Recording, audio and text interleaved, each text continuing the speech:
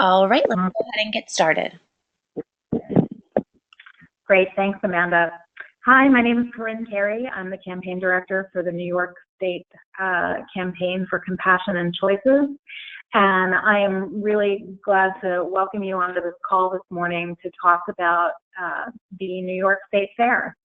Last year was the first time that Compassion and Choices was at the New York State Fair, and we learned a great deal from that experience. It was an amazing experience, and we could not have done it without the dedicated help of volunteers who helped us at the table. Last year, the fair was 12 days, 12 hours a day, and we were expected by fair organizers to be at our table the entire time. And so you can imagine, Amanda and I spent a lot of our lives at that fair, but we're really pulled it off with volunteers from the Syracuse area and also from volunteers who travel from around the state. So if you are new to this, you are really in for a fun, rewarding experience. Last year we set a goal of talking to about, I think we said we would talk to 1,000 people and maybe get 500 petition signatures. And we talked to over 6,000 people and picked up 4,200 petition signatures. I think maybe even more than that. So it was amazing, and now we know exactly what to expect. So you are the beneficiaries of what we learned last year. I'm going to go over. That's just a picture of some of our volunteers from last year. I'm going to go over a few things in this training. We'll try to wrap this up within an hour. First, just an introduction to Compassion and Choices, to the New York campaign, our presence at the fair.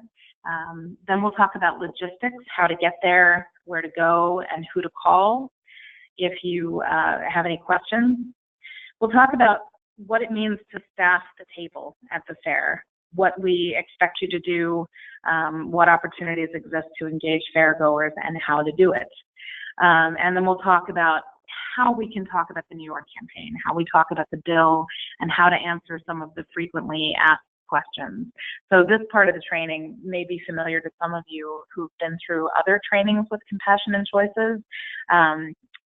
But there'll be an opportunity to ask questions. So if things aren't clear, actually throughout the training, if you want to ask a question, just indicate to Amanda, and I'll stop from time to time, and we'll take questions. I'll also ask Amanda to add things throughout the training as well. So here we go.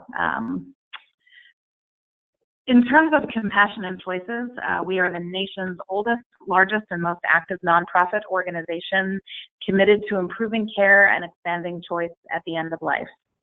Our vision is a society where people receive state-of-the-art care and a full range of choices for dying in comfort, dignity, and control. We aim to ensure that individuals understand the risks and rewards of all feasible treatment options, and that treatment decisions are fully respected and care reflects a person's values and priorities for life's final chapter. The New York State Fair has a wealth of information on its website, and you can find all of the information about the fair at this link, nysfair.ny.gov. One thing I will tell you is that there are 2 free concerts every single day. There's entertainment on a number of different stages throughout the State Fair, and if you're looking to plan activities for your family or looking at what days you'd like to visit the fair, you might want to consult this website to see what's happening each day and what you want your visit to coincide with. So I encourage you to check out this website.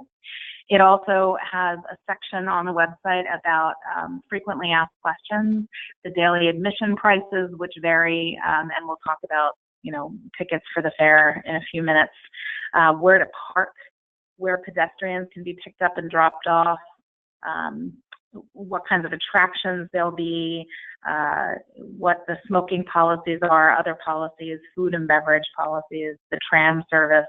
So check the website out for any information that you have about this huge Syracuse-based event. Let's talk about logistics. The New York State Fairgrounds is immediately adjacent to Route 690, just west of Syracuse. It's very easily accessible from the New York State Thruway. Here's the street address to put into your GPS, and hopefully you can map it out before you plan to join us. We'll be sharing this with you after this training, but here's just some brief directions on how to get there from all points throughout the state. Amtrak does go directly to the state fair, and tickets are not expensive, but they do sell out. So if you're thinking about taking an Amtrak train, really convenient, but you should think about booking it now. Once you get to the state fair, it is a huge complex. You want to consult the maps before you come, because we're going to be in the center of Progress Building. If you're looking at the back side of the main stage, which is called Chevy Court, the building is to your left. It's also the home of the famous sand sculpture. So when you come to volunteer, you'll be seeing the sand sculpture at the entrance of that building. We're going to be set up as space 223, and if you get there in the morning, the folks at the door will help you find us. If not, I'm afraid I can't really describe where it is yet, other than to say what the space number is, and you'll have to, I don't know, maybe consult the Facebook page, or we'll send out a message to volunteers giving you a better sense of where we are when Amanda and I get there to set up. But it's space number 223 if you can find those numbers. The fair is open from 10 a.m. to 10 p.m. and if you're scheduled for a shift beginning at the beginning of the day, you can use gates 1, 9, or 10 to enter, as they're going to be open early for vendors. I'm going to stop here and see if Amanda has anything to add, or if folks have any questions at this point.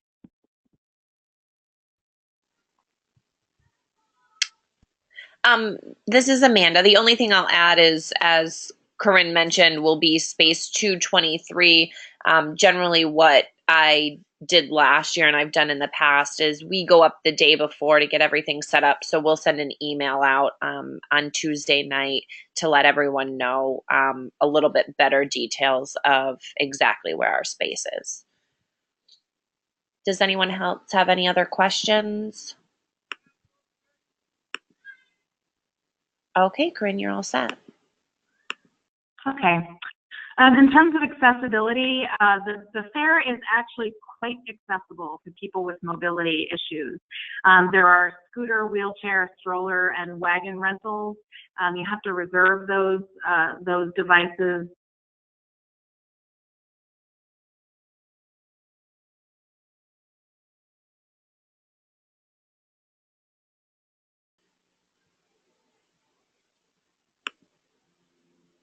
Corinne, we can't hear you.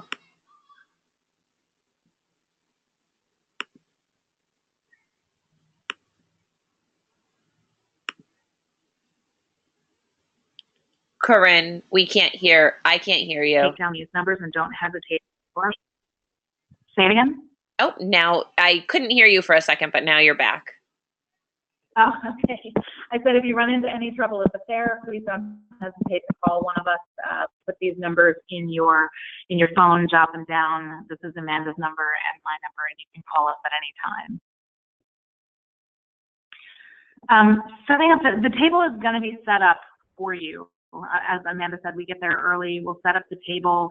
It's going to look actually better than this, but this is a picture of our table last year. Like I said, we learned a lot from our experience. We have a brand new, exciting banner. We have really interesting goodies that we're going to be putting on the table, and written materials, including our petition, our one-pager explaining what the New York Medical Aid in Dying Act does, and fact sheets about medical aid in dying and about our campaign. We're also going to be trying out electronic pads for petition signature collection. And those of you who joined us last year might know that we tried it last year, but our system was geared towards being on the network, being connected to Wi-Fi. And this year we've found a system where we can actually get people to enter their information on the electronic pads without being connected to the internet. And that way we cut down all of our data entry problems and trying to decipher people's handwriting. So we'll have paper petitions, but we'll also have these electronic pads, and training will be available when you get to the fair to figure out how to use those pads. But it'll be quite simple. It's kind of like an Excel sheet where people just type in their name, their address, and their email address. So hopefully that will make things a lot easier for us. And last year, one of the most popular things that people had at tables was these hand fans. Geico last year had a booth with hand fans with the little gecko's face on them, and everybody wanted those fans because it was hot, because they were cute. So Amanda looked into it, and we ordered fans this year. So we have, I think, 5,000 fans that will be at the table, and we'll talk a little bit later about how to give out those goodies. But we're really excited that our table is going to be an exciting place, and I think our space is even more exciting. The Center of Progress building is a much better building than we were in last year, and I believe and I hope that it's air conditioned. So I think it'll be terrific. We'll also have snacks and water for volunteers at the table, but there are plenty of food options when you get there as well. This is just a picture of the table in operation. I think this picture was taken at the beginning. Well, who knows? It could have been taken at any time of the day, but it was always this crowded, and often more crowded than this. And people really wanted to come over to the table. You'll see in some subsequent pictures how many folks we had at the table at any given time. But this is sort of the way it is in operation. We can leave all of our materials at the fairgrounds from day to day. We want to make sure that everything valuable is stowed in the box under the table skirt if you leave the table unstaffed at any point, including filled out petitions, electronic signature pads, etc. Breaks are allowed and expected. These are long days. Some people opt for pretty long shifts, and we're grateful for that. But when you take a break, please be sure to place the taking a break sign on top of the paper sign-in sheets and stow all of the valuables under the table skirt. We just ask that people not leave the table for an entire shift. We can take breaks, but we don't want to handle the complaints from fair organizers that we're not there. So, we can arrange to have somebody fill in for you if you've got to leave, but give us a call and let us know before that happens. I'm going to stop and see if anybody has any questions. Yeah, Corinne, this is Evan. Maybe you'll get to this later. Do you have a sense of how much you'll have those hours filled? That's a lot of hours, and you indicated you and Amanda were there endlessly last year. Will we know who's coming to relieve us, things like that? Amanda, you want to take that question? Sure. So we are currently still filling in our schedule and our calendar. And what we learned last year is once we were out at the fair, there were fair goers who also said, oh my gosh, can I come back and help table too? But I'm confident that we'll have other people besides Corinne and I there for the majority of the time so that people will be able to take breaks back and forth. But we'll have that schedule printed out and at the table so you'll know who's coming in to relieve who and so on. Great. Any other questions, Amanda? I do not see any other questions. Okay. For those of you who sign up with enough advance notice, Amanda's going to be ordering your ticket and mailing it to you in advance. If you don't receive a ticket in advance, CNC can reimburse you for the entry fee you pay at the gate. So please fill out a reimbursement form at the table, and Amanda or I will give you your reimbursement. If you want to donate your reimbursement, you can indicate that on the fee on the fee reimbursement form as well. There are senior discounts, I think, so you can show your card to get the discount. There are also days where the fare is only $3. I think at most it's a $10 admission. So it's pretty affordable, and if you can let us know in advance, we'll get you one. Last year we tried to meet people at the gate with tickets, and that was kind of a nightmare given how cell service was a little spotty, and we were just talking to people much more frequently than we thought we would be, so it was hard to pay attention to our phones. So we're not going to do that this year. Hopefully we can get you your ticket in advance. Yeah. Amanda, this is Evan again, just real quick. I'll take care of my ticket. There's no reason to do any paperwork or reimbursement on that. It's only $6 when you buy them ahead of time. That's true. People can buy their tickets ahead of time too. Yeah, that's a really good point, Evan. Thank you.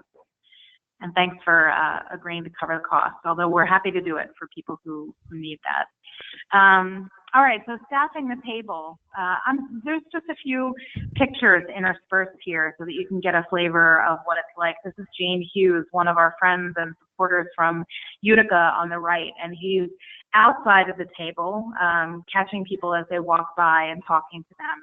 And it was really just a fantastic experience for people to have these one-on-one conversations with folks about the issue. Very emotional, very, I would say also very uplifting. People were very grateful that we were there. And I think that's one thing that Amanda and I took away from the experiences.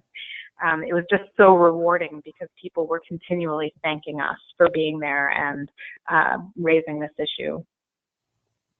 There are 5 things that we hope to accomplish at the table. The first is to be visible.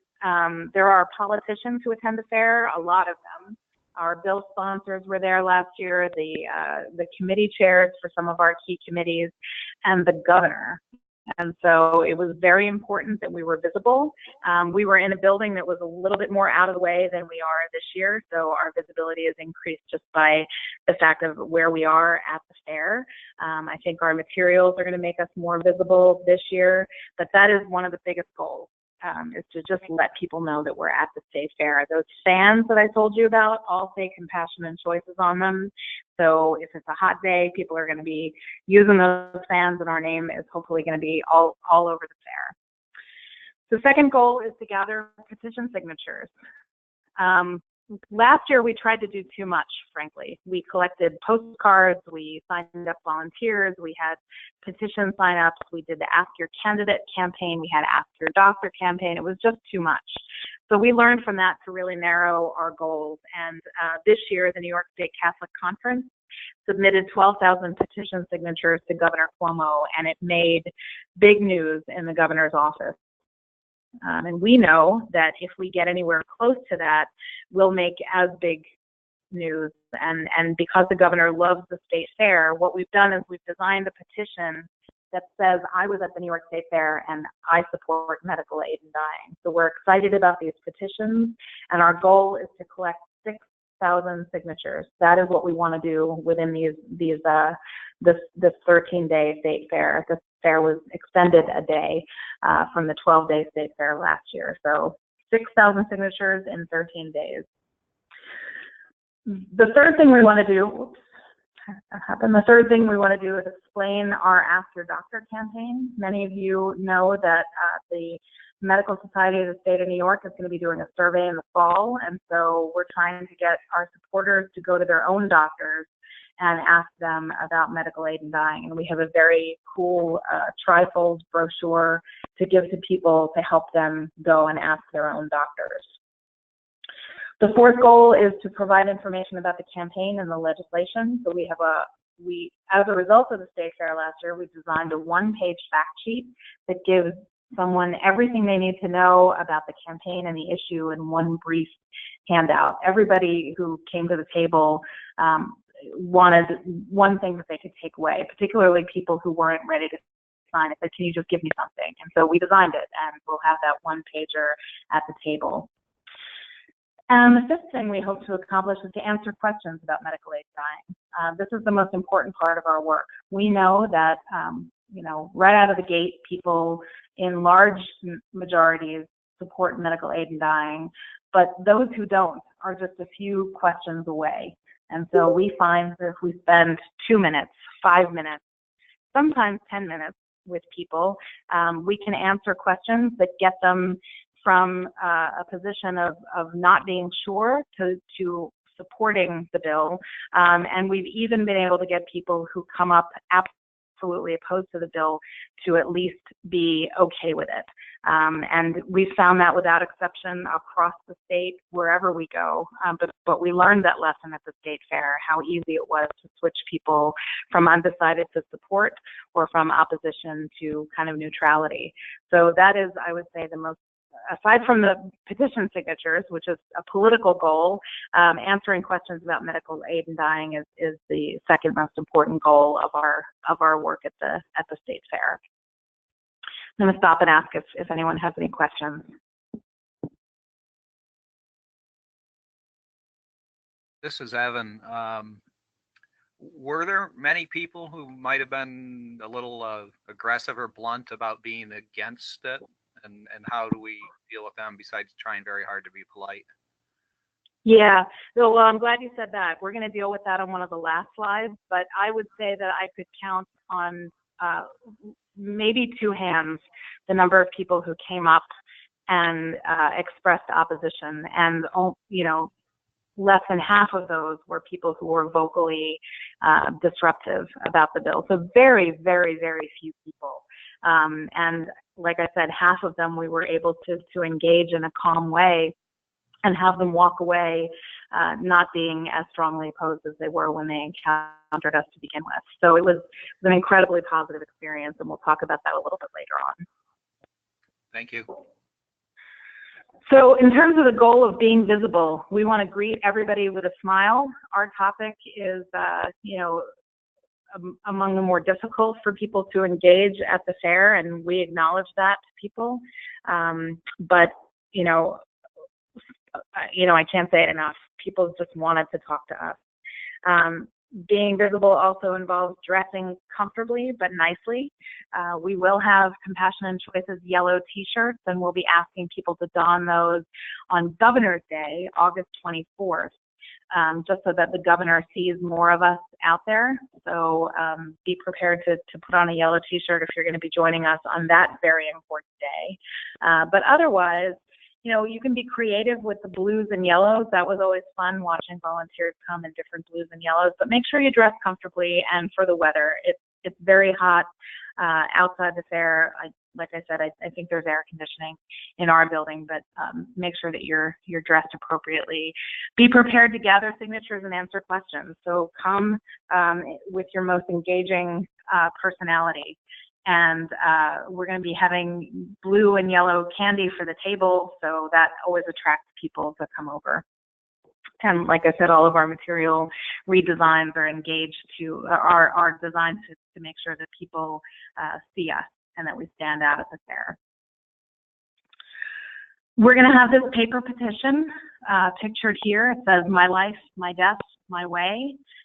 This is feedback that we've gotten from volunteers across state. We've changed it to be much more simple, much more direct, and it says, "I am a New Yorker who attended the Great New York State Fair, and I believe that terminally ill, mentally capable adults should have the right to request and receive medication that they can take to achieve a peaceful death." Paper petitions are incredibly effective, but we have to be able to read them. So if there's any way that you could sort of make sure that as people are signing the paper petitions that you can actually read them and maybe make some clarifications, that would be really, really helpful. The tablets, I hope, will help us cut down on the amount of data that we have to hand enter after the fair. So if you're comfortable using an electronic tablet, please do, and we'll make sure that you know how to do it at the table. There's also a box here. I'll talk about it later, but if folks say that they want to help, just click the volunteer box or make sure that they do, and someone from our campaign will contact them after the fair. These are what we had people sign last year. This is one of our volunteers. She collected this stack of signed postcards to lawmakers. Our stacks are not going to look like that this year. We're not going to be using the postcards so much. We'll have them there, but we're not going to be pushing them. It's just too cumbersome for people to fill out. But this is her happy face after she collected all these signatures last year. We have, as I said, Ask Your Doctor pamphlets. There'll be plenty of them at the table that you can send home with fairgoers. If people ask for a bag, you can always, or a packet of information, you just put one of the flyers in their bag, tell them how important it is for doctors to express their support or even their neutrality on this issue. And how just every single New Yorker can help us is to ask them to make an appointment with their doctor, or at the next checkup, bring the tool with them and ask their doctor whether they support medical aid in dying. And there's facts about aid in dying in the pamphlet and a suggested script for how people should engage their doctors. So, table talk, what does it look like? This is how we engage fairgoers at the table. When do you engage? Well, when people pass by, you can stand outside the table to catch as many people as you can with your clipboard. You can engage people when they approach the table or when people ask for any goodies like candy, a fan, a bag, or any of our literature. In general, we're trying to hew to the rule that we don't give out any goodies unless there's a petition signature. That said, as I said, one of our major goals is to educate people. So if somebody comes up and asks to talk about it and takes our literature and gets some information, certainly you can send them away with some goodies. I am hoping that one fan equals one petition signature. We invested a lot in these fans, and we're hoping that they result in petition signatures. So we don't want anyone to sign if they don't agree, but we also don't want to be giving out our materials willy-nilly, and that can very easily happen. People come by with a big bag and they just want to take every single thing at the table. So be mindful of that. You at least want to engage people a little bit and tell them about the issue before they're able to take anything. And as for candy, there's a lot of kids there. When children ask for candy, I'm suggesting that you ask their parents if it's okay. Now, sometimes the kid will run and ask their parents, and you can see them saying yes, of course. But it's a good way to sort of get the parents to come over, and you can engage them a little bit in front of the child. Now, you talk to parents a little bit differently about death and dying when their kid is there, but one of the things that was very surprising about the fair is that sometimes the kids would talk about grandparents or aunts or uncles who died and ask really poignant questions right in front of their parents to us or to their parents. And parents very endearingly talk to their kids about death and dying in front of us. It was I think one of the most moving things I saw at the fair. So that's how to deal with kids. This is one of our volunteers standing outside the table, just engaging people as they walk by. The best question, probably the one thing that I would ask you to use as an opening line with everybody, and this is developed out of experience at the fair last year, is the simple question, have you signed our petition? And the reason why we ask you to ask it so bluntly as the first interaction with people is because it prompts this answer. Almost everybody in some way or another answers, well, what's it about? Well, what are you talking about? And your potential answers are your lead-in. So sometimes, we would suggest that people start with this, have you heard of death with dignity? And people would just walk by. So the opening question is, have you signed our petition? And then when people ask, your response is what engages them in the issue. And there are a number of ways you can do it.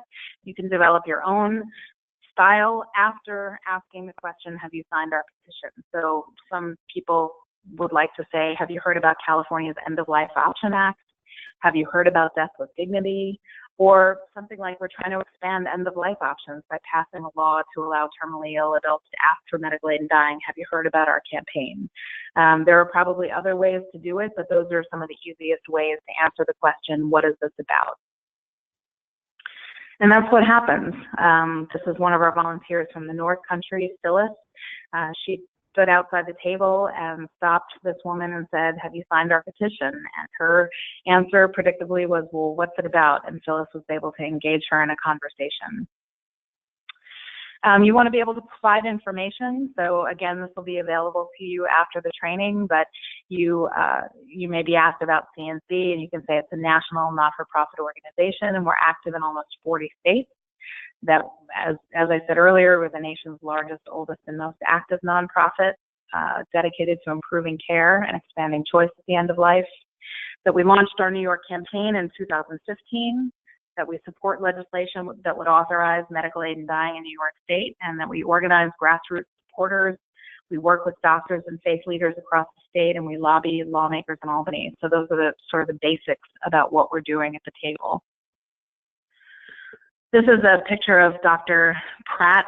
I don't know what time of day this was, but sometimes the light was really interesting in our hall, but he is engaging a woman in a wheelchair and her husband in a thoughtful discussion about medical aid in dying. And that happens really often, where people would ask really important questions about medical aid in dying, and we were able to have these conversations with them. I'm going to stop here and see if anyone has any questions.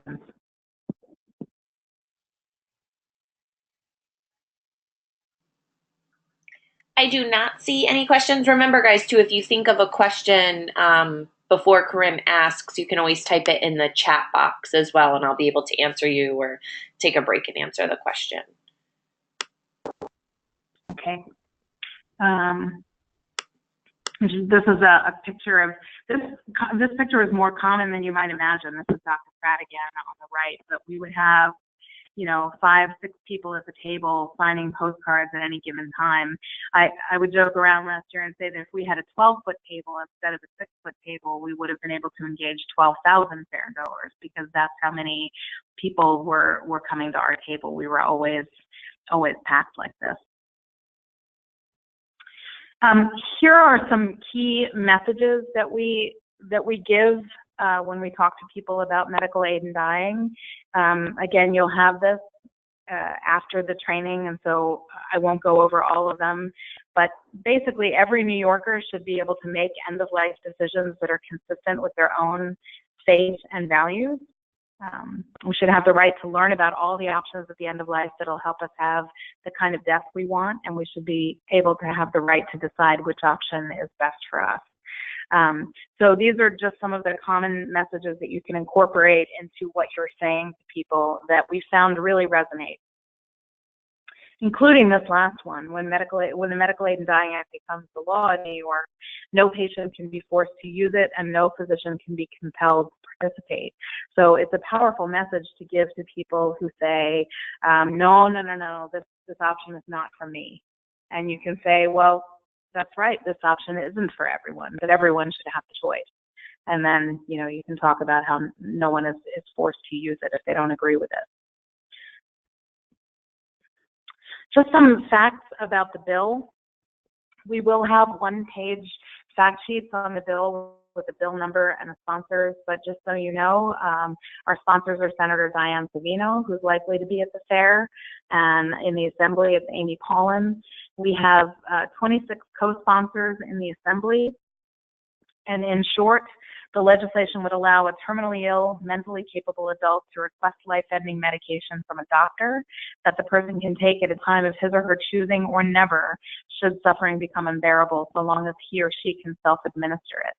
So that is the basic structure of what the legislation would do. There are, it was introduced in May of 2016. It passed the Assembly Health Committee in 2016. However, a new 2-year cycle began in January of this year, and we would like to move the bill through the Assembly and Senate committees in 2018. So that's the ask that we've been making of lawmakers, is to put this bill up for debate in the respective committees so that we can move it to the floor in both chambers. That's where we're at with the bill. Amanda, you'll just interrupt me if there are questions, right? Yes, I will. Okay, great. So I'm not going to go through these, but there are safeguards included in the bill that ensure that this choice to opt for medical aid in dying is an autonomous one, and you'll see it on the one-page fact sheet, that these are safeguards that are proven to work in the 6 states and Washington, D.C. that now have medical aid in dying. Let's go over some frequently asked questions. This is going to be a lot of information. Some of you may have heard it or read it before. You know, I'm not going to go through everything word for word, but these are the questions that we generally get when we do tabling, and sometimes we have time to go and have a conversation about them, and sometimes we don't. But there will be literature at the table that helps address some of these questions. One of the first questions is, where else is medical aid in dying authorized? And here's the information. In Oregon, Washington, Montana, Vermont, California, Colorado, and Washington, D.C. Even I stumble over those dates sometimes 2 years into this campaign. And so you don't have to memorize it, but it's good to know, and it's going to be on some of the fact sheets on the table. A lot of people say, well, how do these laws differ from state to state? Is New York's bill any different? And what we say is that all of the laws are similar and based originally on Oregon's law. Each of the bills has core protections in place to ensure that the laws work as intended. And each of the laws contain these 4 core safeguards. People have to be terminally ill and mentally capable. They have to be able to make the request on their own behalf. They can withdraw their request or decide not to use the medication, and they have to be able to self-administer. Those are the 4 things that are common, identical in every single one of the bills. Another common question that we get is, does New York's bill allow people with Alzheimer's and/or dementia to access aid in dying? And the answer to this question, for many people, a disappointing answer is no. None of the states that authorize aid in dying allow people who can't consent at the time they want to take the medication and empower someone else to make the decision for them. This is really, really important. You know, we have in this country a huge problem with Alzheimer's and dementia and end-of-life care.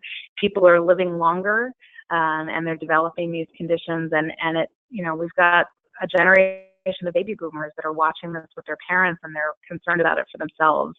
We have a lot that we need to do to improve end-of-life care in this area, but aid in dying is not the answer. And it's because of our commitment to making sure that the decision is an autonomous one. CNC does not support expanding the laws to allow for aid in dying for dementia and Alzheimer's. We recognize that it's a difficult issue, but we've done other things to make sure that we're improving the care. And some of those include pioneering the creation of what's called a dementia provision that can be added to advanced healthcare directives. Now, you're probably not going to be able to get into this level of detail, but what we have on the table is a booklet called Your Life, Your Priorities, and it has our website with, the link on our website for more information about this kind of end-of-life planning and information about the dementia provision. So if people get into this with you at the table, you can always hand them a Your Life, Your Priorities booklet and point to this resource for them. Another common question is, isn't this just suicide? And this comes from people who are doubtful, people who are opponents, but even people who are supportive. They say, why mince words? This is just suicide, and you're spending all of this energy trying to convince us that it's not suicide. Just call it what it is. And in fact, medical aid in dying is not suicide. Suicide involves people who are severely depressed and no longer want to live. Medical aid in dying is about mentally sound people who would love to live, but they can't. They're dying, and soon. These people request aid in dying not out of despair or depression, but to maintain some dignity and comfort in their final days, to ease pain and suffering, and to help them experience a peaceful death.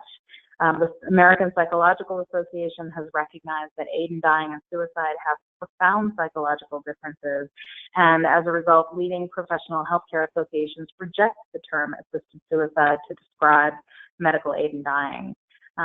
Factually, legally, and medically speaking, and it's inaccurate to equate aid in dying with suicide because the laws all clarify that actions taken in accordance with aid in dying laws don't constitute suicide, assisted suicide, mercy killing, or homicide.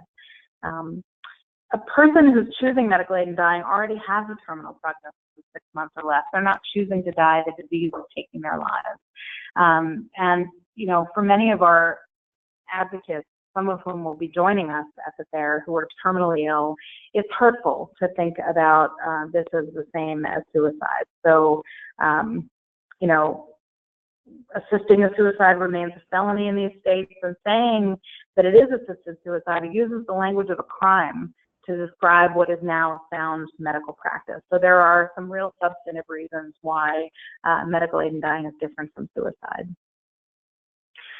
Another question you'll get is what medication is used in medical aid in dying, and what I can tell you is that prescriptions for medical aid in dying typically involve 3 separate medications: a drug to speed absorption, a drug to prevent nausea, followed by a short-acting barbiturate. And this is generally has been a drug called Seconal, which is a sleeping pill. It's prescribed in a quantity of 100, and the capsules are broken open and the contents are mixed in water.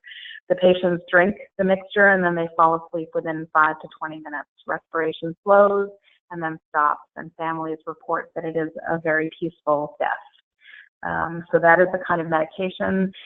What's helpful is that there's a journal article in the Journal of Palliative Medicine that creates clinical criteria for medical aid in dying and sets forth the protocol. None of the laws actually say what the drug should be, because medicine changes all the time, and if there's a better protocol in the future, then we would support the use of that. But it really should be up to the medical profession to decide what the standard of care is for medical aid in dying medication. Amanda, any questions? There are not. Hold on a second.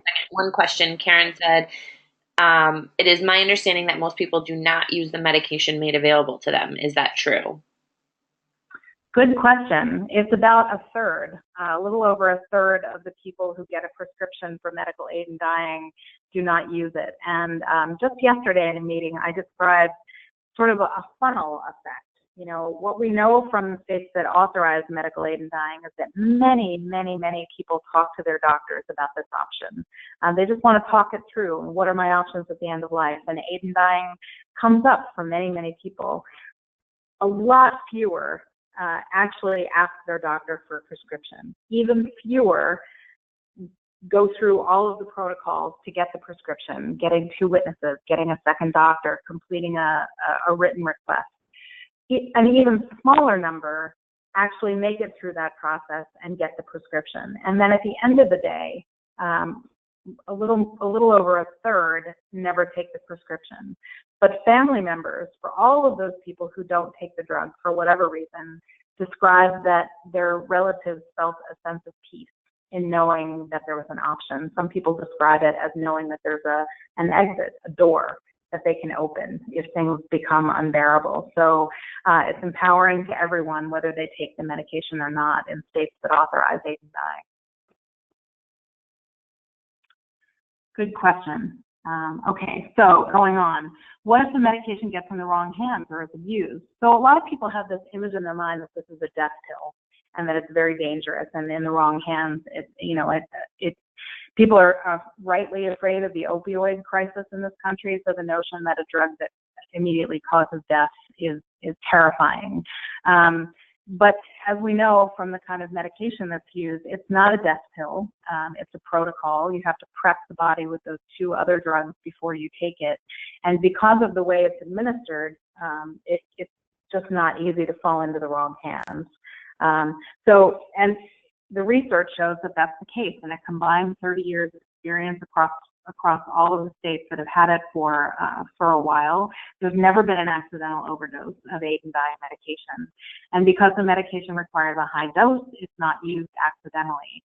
The medication is also bitter, and a person is likely to regurgitate it if they don't take something to suppress vomiting or if they're not willing to take it. So another point is that it's far more likely to overdose on common over-the-counter medications like cough syrup or the many potentially lethal medications that one is often prescribed at the end of life, such as morphine. So this is actually not a more dangerous drug than we're sending people home with now. And I would also say, I don't think I have it here, but I should also say that there are disposal procedures in the bill. So if a person doesn't take the medication, there are safe disposal procedures for after the person passes away. Another question we get is, aren't other options good enough, like palliative treatment? Medical aid in dying actually falls in the continuum of palliative care. About 90% of the people who use medical aid in dying in Oregon and actually in other states are enrolled in hospice already, which is the gold standard of palliative care. Other options that advance the time of death, like stopping eating and drinking or palliative sedation, they're also on the palliative care continuum. And sometimes they're the best option for people. For other people, traditional palliative care, including stopping eating and drinking or palliative sedation, those things don't relieve the extreme pain and suffering, which can substantially impact the quality of life during a person's last days. So when people only have months, maybe weeks or even days to live, and when medical treatments can neither extend life or relieve unbearable suffering, people should have different options that correspond with the kinds of values and desires they want to see for their own end of life.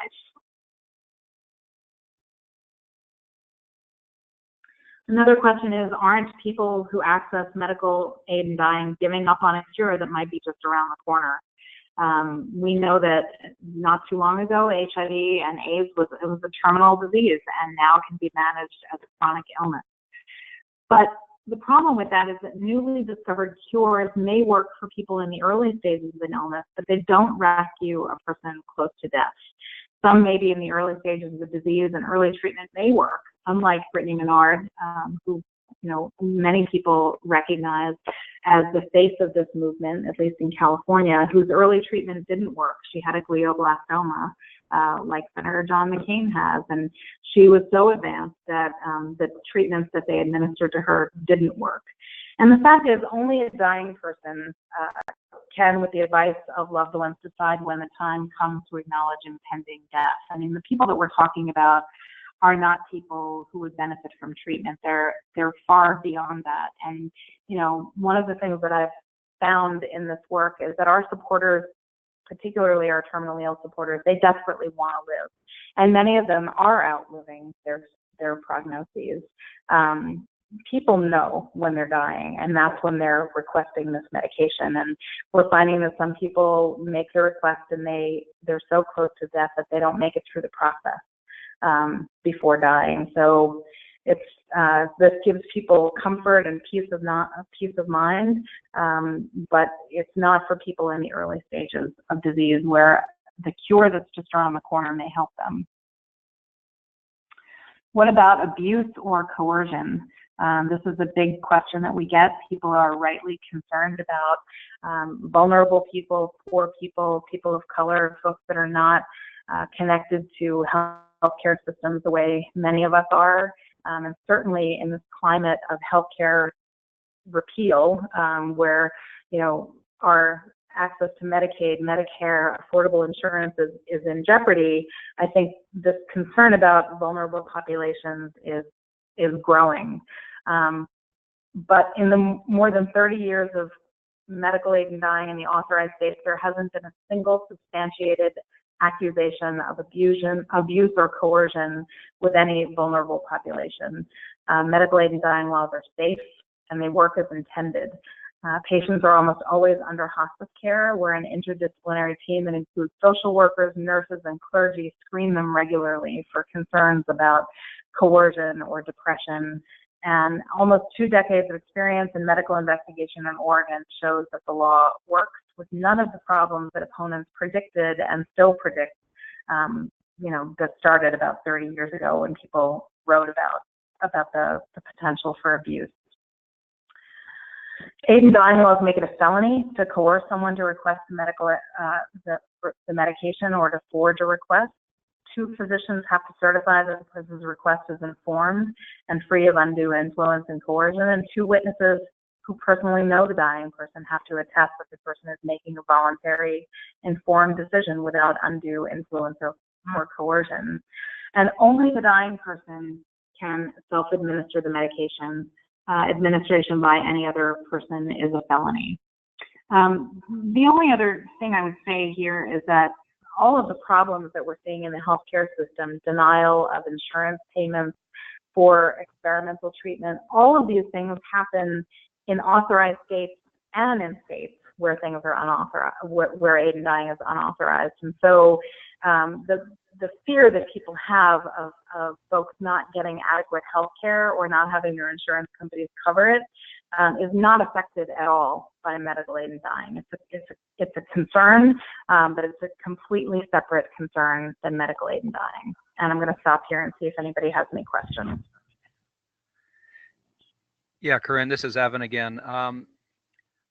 Both for myself and to be able to answer the question, the self-administer, where does that stop? I mean, do they have to be able to break the pills into the water? Can you hold a cup for them? Can you provide them a straw? You know, the self-administer seems a little vague at times. Yeah, that's a very good question. And it really is just about ingesting. And in fact, some people have suggested that we change the language in the bill to say self-ingest instead of self-administer. Someone can help them prepare the solution, break open the capsules. It usually is someone who does that for them. Someone can pick up the prescription just like any other controlled drug. And someone can hold the cup while you drink through a straw. The key here is volition. And, you know, if you can't force someone to drink, very difficult to do with this particular concoction, but it has to be a volitional act that someone takes the medication into their own body through the straw or through drinking the cup. But everything up to that point can be done with the assistance of others.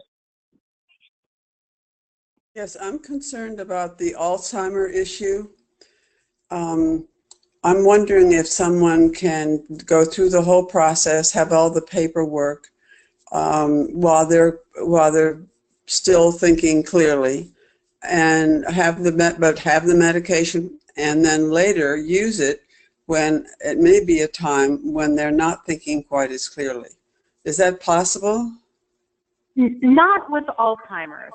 Alzheimer's is a separate condition from a terminal illness. Now remember, people have to be terminally ill. So the process takes about 3 to 6 weeks from written request to getting the prescription. And so, you know, if you think about how people get terminal diagnoses, they're not just handed out easily. Many people who've tried to get loved ones into hospice recognize that doctors don't want to give up on people, and so it's often difficult to get a 6-month prognosis. Once you do, you know, that process, 3 to 6 weeks of getting the medication, someone doesn't develop Alzheimer's within that period. You're suffering from the terminal illness. Now, you may lose capacity, in which case you can't take the medication, and that has happened to people. There's a scene in the film How to Die in Oregon that describes someone who went through the process, felt very strongly that he wanted to use medical aid in dying, and lost the capacity to do so at the end. And so he was, you know, one of those third of the people who don't use the medication. That is, you know, that's a result of how long the process takes. But you wouldn't normally develop dementia during that time. You would have already had dementia and the terminal illness at the same time, in which case you wouldn't be competent to make the request. Thank you. Okay. So another, I think I went over this a little bit, wouldn't aid in dying laws be used to get rid of people with disabilities or poor people? The laws that Compassion and Choices advocates for are available only to adults who are terminally ill, mentally capable, and physically able to self-administer the medication. These laws specifically mandate that a person is not qualified to use the law just because of age or disability. You can't just say, I'm dissatisfied with the quality of my life and I'd like aid in dying. Doctors follow the letter of the law for its safe harbor protection to make sure that they are immunized from prosecution. So they're careful about who they screen for medical aid in dying. And it's easy for them, because they're trained, to distinguish between a person living with a disability and a person dying of cancer or another terminal illness. And careful studies of the law's 18-year record in Oregon showed that fears that it would harm people with disabilities, the elderly, the frail, the uninsured, or any other marginalized groups really, at this point, with all of the research in front of us, have no merit. A group called Disability Rights Oregon, which is charged with protecting Oregonians with disabilities, has never received a complaint of abuse or attempted abuse under the Oregon Death Dignity Act. and the Disability Rights Legal Center, which has a successful track record of litigating on behalf of disabled Americans, is an active supporter. The end-of-life options movement and the disability rights movement share important core values of self-determination and autonomy.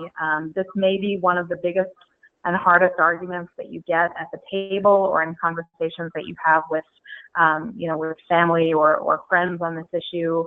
But the fact is that people with disabilities should be given the same options for end-of-life care as everyone else if they have a terminal illness and they're mentally capable of making a decision. To say that these folks are too vulnerable to make their own decision is kind of against the principles of autonomy for people with disabilities. So, these folks some leaders in the disability rights community maintain fierce opposition to medical aid in dying, and all we can say is, everyone at a terminal stage in their lives should have these options available to them. Oh, that's a great picture. This is a picture of Amanda at the table. We talked to a lot of people living with disabilities at the fair, and some who even came over in opposition walked away in support and asked if they could sign our petition. So, really engaging with people honestly and from the heart is really important when we talk to them at the table. So, Evan, to your question earlier, what should we do if someone becomes emotional or loud in their opposition? It did not happen. I think there were 2 times where people were really loud in front of everyone else in their opposition. But, less than a handful of times were people really difficult to deal with at the table.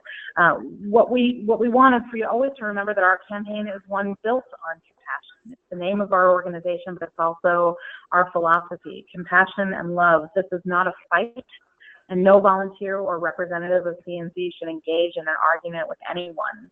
I've been very careful throughout this campaign not to refer to this as a fight for our rights, because I don't like that battle language. But the best thing to say to someone who identifies themselves as an opponent is that we respect their opinion, and that even when the law passes, no one is going to be forced to act in a way that's inconsistent with their values and beliefs. So, it's respectful engagement to the extent that you engage, or it's complete non-engagement and just, letting people have their say and then not engaging them at all. Use your best judgment, but generally speaking, we try not to engage with someone who's entirely hostile. This guy came up to our table last year. He had a T-shirt on that says "Stand Against Suicide." Big burly guy, and he came over to our table, and I was a little worried, but he was a supporter, and he signed our postcard. So even people who you might think are coming up to the table to engage and oppose, they're more often than not supportive. Some people may say, how can I help? And the important answer is that no matter how much time someone has to give or what their capacity is, we have a place for them in this campaign. There's a box on the petition for someone to check if they want to volunteer, and you can tell them that someone from the campaign is going to contact them with opportunities afterwards. And as Amanda said, there were some people who wanted to come back and volunteer at the table, and we can certainly accommodate that as well. So this is the end of the training. I imagine that there might be some questions at this point, so we'll stay on the line and answer them. Amanda, do we have any questions? Well, I would like to comment that we had a session on this locally, and one of the things that came out that I wasn't quite clearly understanding before is this is really only suitable for a fairly narrow percentage of people, because a lot of people lose their mental capacity before their physical, and so all those people, are not involved. And then a lot of people are miserable but do not have a 6-month prognosis. So this is only for that narrow bunch of people who are mentally competent and do have a 6-month prognosis. And that's not everybody. So it's not like the law gives everybody the option. If you happen to fit the categories, then it does give you the option. You're absolutely right about that. And that, it cuts both ways. Some people really would like to see the law expanded. And because we're so committed to patient autonomy at the end of life, it's hard to imagine expanding the law, and no state has ever tried to do it. But the other thing, I think the positive spin on that is that in states that have authorized medical aid in dying, everyone reports that the state of end-of-life care has gotten better. And it's gotten better because it's opened a discussion about how we want to die. People who've encountered this issue, even in this state, have really thought about end-of-life planning, advanced directives, medical proxies, where they may not have thought about it before. So this shines a light on an issue that many people in the past have wanted to avoid, and it's forced discussions with families and providers about how to put things in place for the care that you want at the end of life. And there are some things you can do. I mentioned the dementia provision, and it's a really interesting provision that you can put in a living will that helps deal with the kind of care that you want once you lose capacity to make decisions. And it's really important for some people to make those decisions so that they're not suffering interminably at the end of life. So I think that, all of this helps us have those discussions and helps improve care because we're shining a light on it. Thank you. This is Amanda, Evan again. Yeah. And this is more general, not specific to the state fair volunteering, but I'm very active in Rotary, and we're always looking for people to come and talk and present a program and let just general information. And I think this would be a great program. Just maybe editing these slides down a bit, and just to talk about what Compassion and Choices offers. So I'm down in the Ithaca area, and do you guys help coordinate or go out and do? Oh yeah. To community service groups and such, and yeah, how would I pursue Evan, that? Absolutely, how exciting! We are actually in Ithaca in September, doing at least one, maybe 2 or 3 programs. We've done presentations. You're right; they look a little bit different from this slide deck, but we've done presentations to Rotary clubs and Kiwanis clubs. So I'm very excited about this opportunity. And Amanda, maybe you can follow up with Evan afterwards and talk to him about September. And if September doesn't work, we'll do it another time. But that's true for every volunteer. If you are involved in Democratic club, if you're involved in a Kiwanis club or a knitting circle or a book club, we've got a way to engage the people in your community. There are a number of books, a number of films, short clips that we show. We really tailor what we do in order to highlight this issue to the audience. So if you've got a place that you think we ought to be talking about this issue, Amanda and I will work hard to get one of us or someone there to do a really good presentation. So thank you for that question, Evan. Great. Yeah, get a hold of me later, and let's see what we can maybe make happen in September. Great. Amanda, any other questions before we wrap up? No, I think we are all set. Well, thank you so much for your time. We came in just over an hour, so I hope this has been helpful to you. If there's a question that you think of afterwards that we didn't answer, here's our numbers, and you know how to get in touch with us by email. We are looking forward to seeing you at the State Fair, and thank you so much for volunteering. Thank you. Bye.